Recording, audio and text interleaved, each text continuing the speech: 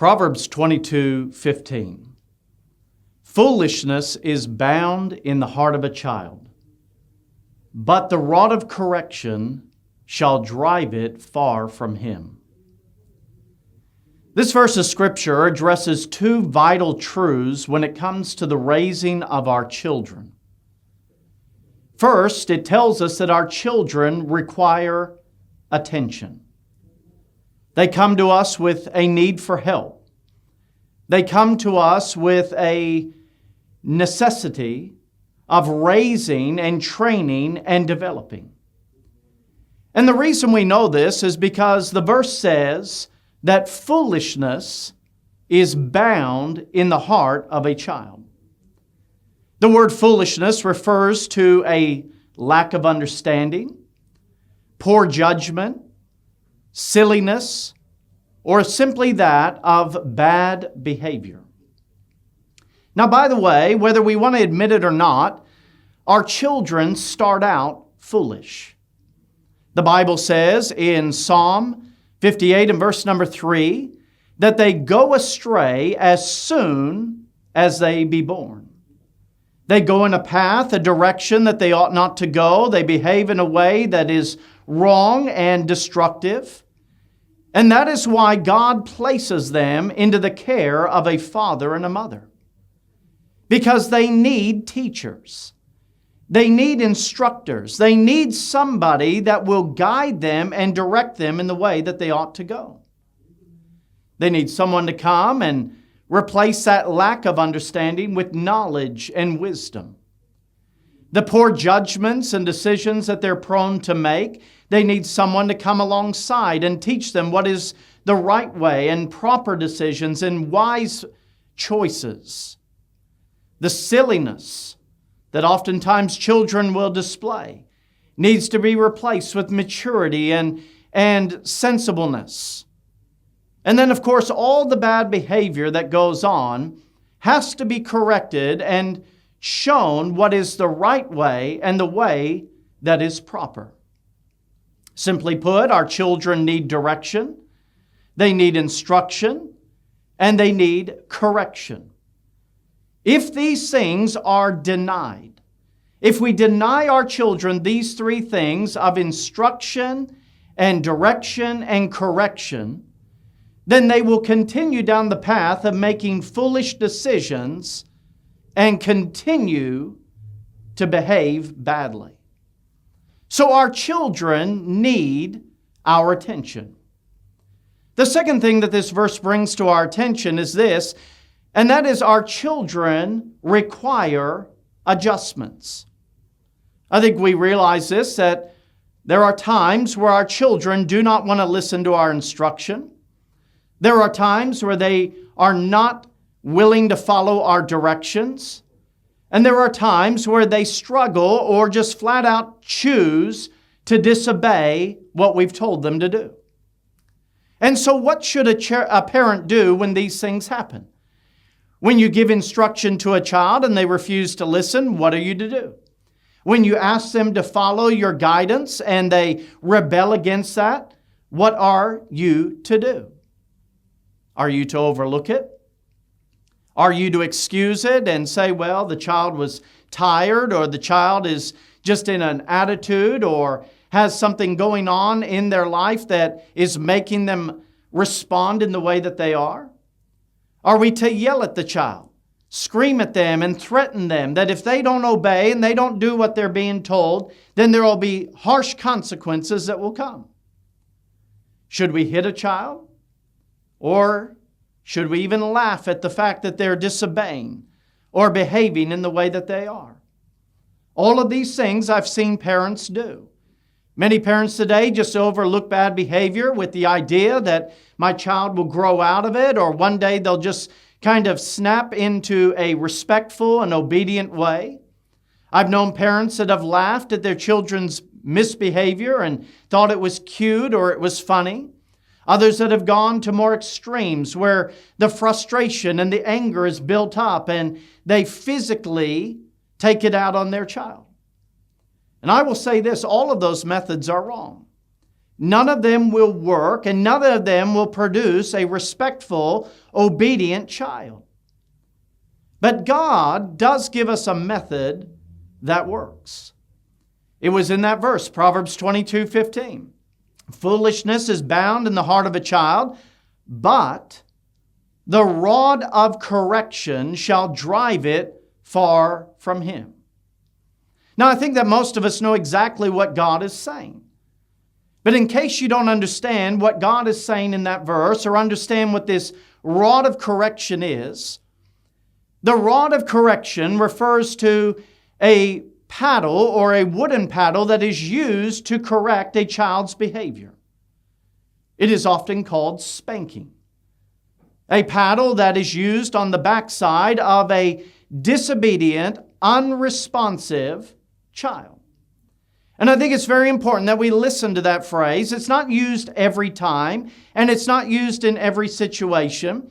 But those two things are very key. Number one, the child is being disobedient. But then number two, that child is being unresponsive. Understand, our children will disobey. Our children will make poor choices. They will act silly. They will lack discernment and understanding. They lack that wisdom to know how to live. That's why God has given them to you to instruct them and to bring them up in the way that they ought to go. So it's not something that should shock us that our children disobey our directions and our commands. But where the rod of correction comes in is when that child refuses to respond to the correction that we give them, to the instruction in the way that they're going, and they become rebellious and stubborn, and they refuse to listen to your guidance. Now let me say, if done properly, spanking will change a child's bad behavior. The key to that is if it is done properly. It is not done in an abusive way. It is not done in a way that is demonstrating frustration or anger or even rejection to a child, but it is done in a proper way, then it will work in changing that child's behavior. Now, I know that society wants us to believe that spanking a child is child abuse. They want us to believe that there is a more productive way in which we can correct our children, that we can give them timeouts and we can give them talking tos, or we can remove certain things from their life. But let me ask you this question. How is it going for society? Society has abandoned biblical principles. They've rejected the ways of God. They've come in and said that this way is foolish. This way will never work. This way is archaic. This is old-fashioned. We're never to correct our children in this matter. We need to throw away the rod of correction and replace it with, kind of this talk of love or this compassionate approach or this non-threatening way. We don't want to scare our children. We don't want to put any fear in them. And so they've developed this other mentality. And I ask you this, how is it working for society? Are we seeing more respectful, obedient, self-controlled children as a result of these timeouts and these talks, or these times where we ground them or we restrict them from certain behavior for a period of time? Is this producing a generation that is obedient, a generation that is respectful, a generation that is disciplined, that can control their behaviors, control their attitudes, control the way that they talk? Well, I think as we look around the world today, we would see this, that this generation is becoming more and more out of control and rebellious in the way that they're acting, not more and more in control and complying to the structure and the rules that are laid out. Now, that's my observation. I don't know how you view things, but I think if you look around at the world in which we're living and the generation that is growing up, I think you would come to the same conclusion that there is a major problem going on with the children that are growing up in our society. They're becoming more mouthy. They're becoming more defiant. They're more rebellious against the rules. They're disobedient. They're out of control. And there is a generation that in many ways is scaring their parents and their grandparents, wondering what are they going to do and how are they going to behave and what is around the corner, because this is not going to end well. And I think as we look back at our own childhood, we see that the way that we were raised was very different than the way children are being raised today. Now, I'm not saying that everything that was done in our childhood and the way that we were raised and the way we were corrected was right. We're not saying that everything was done just perfectly. But I will say this, as I look back on my generation and the generation I was raised in, I see that there are a lot of differences in the way that children were corrected and directed, and just the overall attitude and mentality that really settled on this of how we raise children. I think about how the home was. In many homes in my generation, there were rules and there were consequences to those rules. That children were expected to obey their father and mother. They were expected to behave properly in the home. That if a child would backtalk or choose to just flat out rebel against the direction of their parent, that there were consequences for that behavior. There were rules and consequences in school. That children were expected to sit and listen and obey and do their work and maybe even this, of raise their hand when they wanted to speak or needed to use the restroom or do something. There was more order in the schools. Today, many schools are absolute chaos. The children run the classroom and the teacher's hands are tied that they can't do what they need to do in order to instruct and train that child in the way that they need to go. Back in my day, there were rules and consequences even in sports. I played many sports growing up, and the coach, when he said something, we were to obey. We were to do what we were instructed in. We were to listen to the instruction of our coach as he taught us the ins and outs of that sport. That when we played games against other teams, we were to show respect. There was a level of discipline even in sports. Growing up, there were rules and there were consequences even in church. We were to sit and listen to the preacher. We were to engage in the singing. We were not to be up and down, goofing off or talking. There was a level of respect in the house of God. Growing up, there were even rules and consequences that came when we were out in public. We were not to act as brats, to be disrespectful, to be out of control. When we went to the supermarket, we were to behave in a certain way that did not draw the negative attention. There was to be no screaming or throwing fits or crying or just absolute rebellion against our parents or disrespect against those out in society. There were rules and there were consequences for breaking those rules. Now, it's easy for us to go back and say, well, things are very different in our day. Things were done differently. And as I said, there were good things and there were bad things.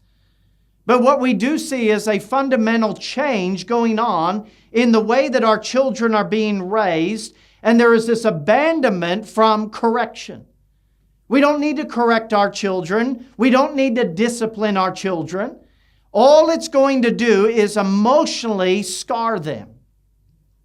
Well, I'll tell you this, that belief that if we correct and discipline our children, that somehow in doing so, we will emotionally scar them, is a big lie. It is a big lie that if we correct our children, somehow we're going to damage them. I will say this, that many of the problems that we see in our homes and in society and in schools and in church can be fixed if parents would get back to raising their children the Bible way. Get back to the biblical principles. Yes, even the principle of Proverbs 22:15, that the rod of correction shall drive that foolishness from them. If we get back to doing it God's way, we'll see a fundamental change in the way that our children behave. The things that we complain about, gripe about, say, well, I don't like seeing this in my child. My child is out of control. I can't restrain them. I can't get them to listen to me. I give them chores. I give them responsibilities, and they will not respond. I speak to them, and they don't even respect me by listening to me, looking at me, responding to me. My child is out of control. Well, the reason they're out of control is because you're not raising them to be in control. You're not enforcing the things that you're asking them and directing them to do. And yes, it is a biblical principle that we would correct and we would direct and change the foolish behavior of our children so that they would learn how to do things the proper way. Now, let me say this. Even God disciplines His children. It's amazing how we will accept that. Well, God, because He loves us, will correct us and change our wrong behavior. God has boundaries. God has rules. There are rules that lead us in the right direction, and there are rules that keep us from going in the wrong direction. And we praise God that because He loves us so much, He corrects us. In fact, we read Romans chapter number 12. Listen to what it says. Romans chapter number 12 says, My son, despise not thou the chastening of the Lord, nor faint when thou art rebuked of Him. For whom the Lord loveth, He chasteneth, and scourgeth every son whom He receiveth. If ye endure chastening, God dealeth with you as with sons. For what son is he whom the Father chasteneth not? Now that verse brings out many different elements about correction. First of all, it is dealing with the attitude of the child, that we are not to despise the correction and the discipline that is given by our Father. Why are we not to despise it? Because it is good for us. Correction is a way of life. We need direction. We need correction. If we're going to turn out to be a decent human being, then we need someone to come in and lead us away from the ways of foolishness, discipline us and correct us so that we get it through our head, this is not the right way to live, but here is the proper way, this is the beneficial way. So God says, don't despise the chastening. Don't faint, don't get weary of it, that the Lord is always after you. And then He brings out the positive aspect. He says, for whom the Lord loveth. God does this out of love. God chastens us and God scourges us out of love. Now, what do those two words mean? Well, the word chasten means that He gets on to us. He doesn't let it slide. He doesn't sit in heaven and laugh at our foolish, bad behavior. He says, wait a minute, that's wrong, that's destructive. We need to correct that. And if we're smart, then we'll listen to the verbal, or in our case, the written correction of Almighty God. If we would just listen to what God has said in His Word and say, all right, God, I've read what you've told me. I will follow that because I'm a smart child. I'm a wise child that understands that what you're saying is for my good. Your commands are not grievous. They're good for me to follow. And if we would read our Bible and we listen to our Bible, then we would hear the chastening of God. And as we hear the chastening of God, if we're smart, we'd obey it. But understand this, that we're not always smart. And that is why we need scourging. Going back to the illustration of the children, the rod of correction is for a disobedient, unresponsive child. When a child is being disobedient and will not listen to the verbal correction, then there needs to come that physical correction. Because that's one way to get the unresponsive child to listen. And the same is true that when we don't listen to God, then He has to bring out the paddle. He has to scourge that child so that they get it and they understand that God, out of His love, is warning me, don't go this way. Now understand, you're not going to die from chastening. That's not the end goal. Chastening is not utter destruction. It's not that with our children, we're not out to destroy them. We're out to change the way that they're going. And the key to it all is in this, it is loving correction. For whom the Lord loveth. See, understand, loving correction is not abusive. Correction that is done in love and correction that is under control is not abusive. It is not child abuse to teach our children to submit to authority. It is not child abuse to teach them that disobedience brings pain. In fact, here's something very important. If you don't teach them those lessons in a loving way, then life will teach them those lessons in a cruel way.